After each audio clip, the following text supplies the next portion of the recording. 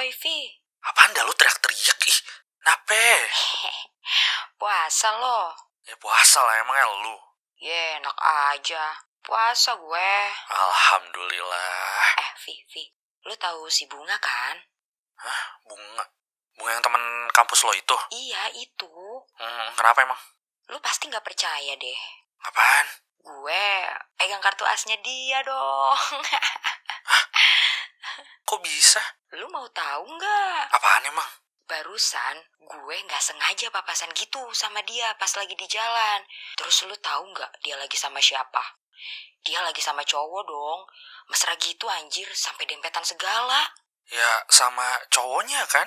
Bukan anjir, ini mah cowoknya beda lagi. Saudaranya kali. Bukan bego, orang gandengannya aja kayak gitu. Gak mungkin lah, parah sih. Anjir parah sih.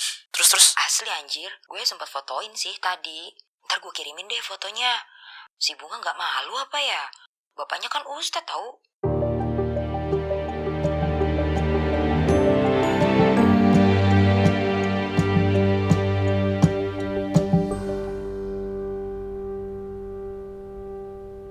Assalamualaikum warahmatullahi wabarakatuh.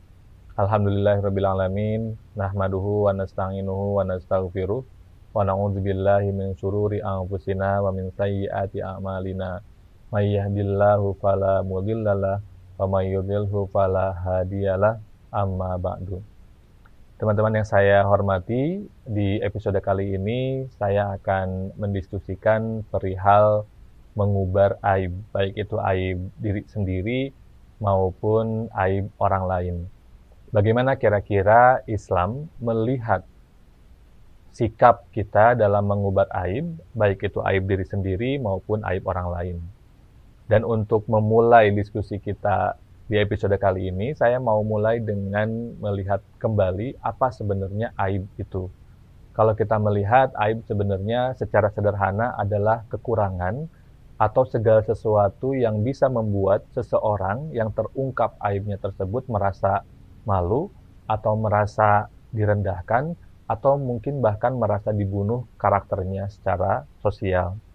Nah, sehingga dalam konteks ini aib itu bisa berupa mungkin hal-hal yang dulu dilakukan dan memalukan bagi dia, atau bisa jadi berupa dosa, atau bisa jadi berupa kesalahan yang dia lakukan yang mungkin dia coba tutupi tapi kemudian dibongkar sehingga dia merasakan dampak yang seharusnya tidak dia rasakan akibat dari dosa yang kemudian atau kesalahan yang kemudian diumbar.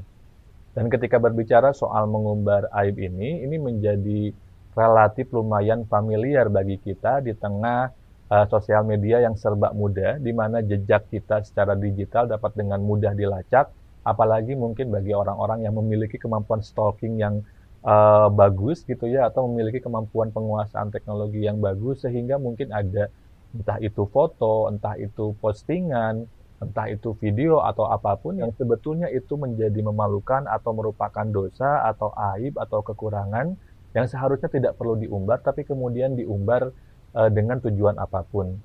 Kadang-kadang kita juga melihat ada orang yang kemudian mengumbar aib seseorang dengan tujuan misalkan bisa jadi balas dendam atau bisa jadi karena kita benci kepada orang tersebut, terlepas dari apakah kita kenal ataukah tidak.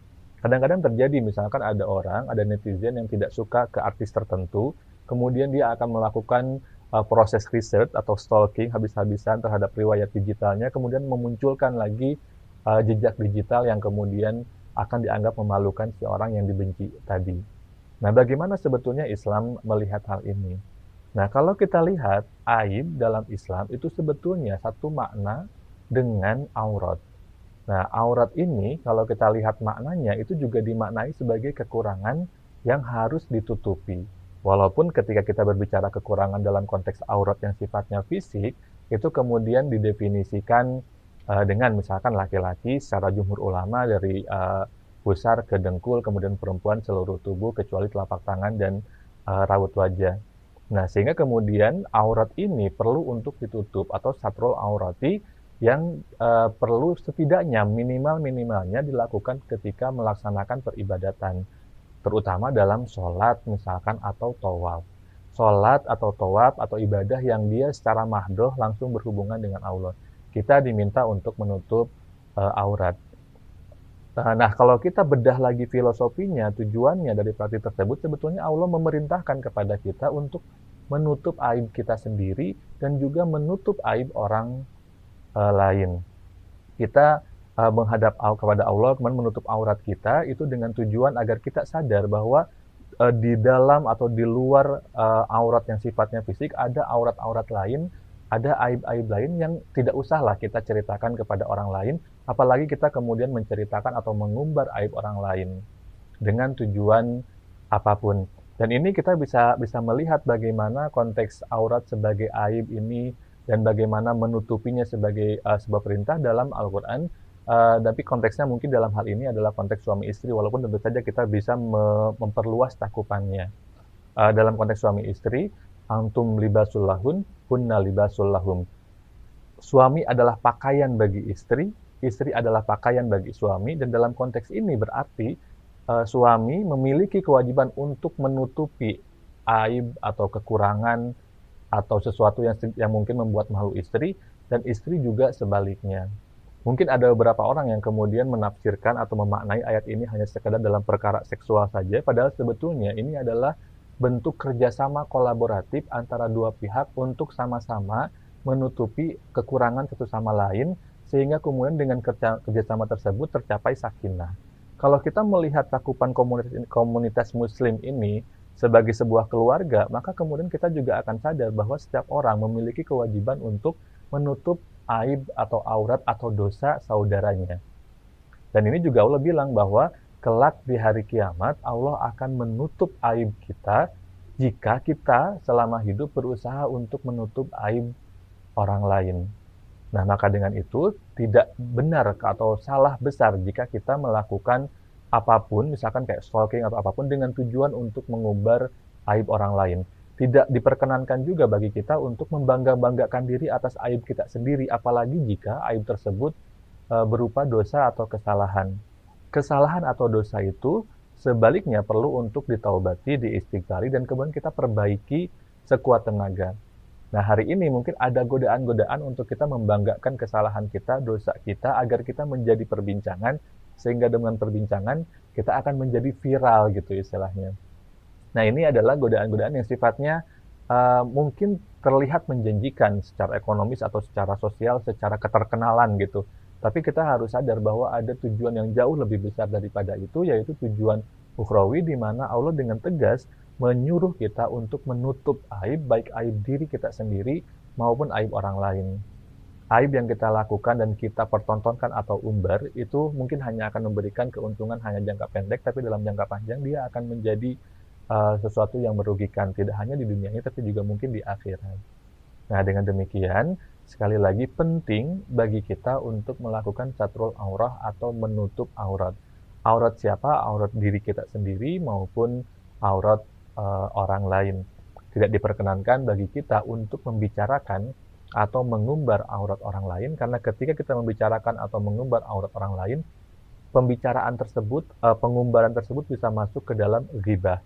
Dan ghibah ini adalah salah satu dosa lisan yang besar, yang kalau kita tarik ke dalam konteks puasa, dia bisa menjadi salah satu yang membatalkan pahala puasa.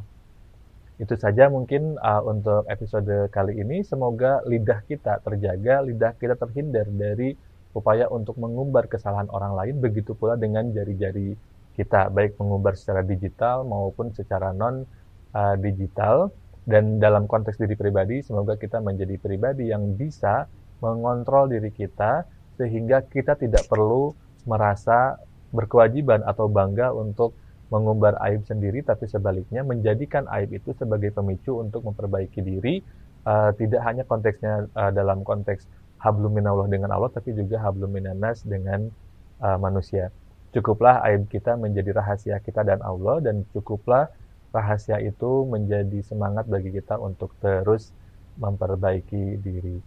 Terima kasih, mudah-mudahan ada manfaatnya. Wallahu muwaffiq ila aqwamit thoriq. Wassalamualaikum warahmatullahi wabarakatuh.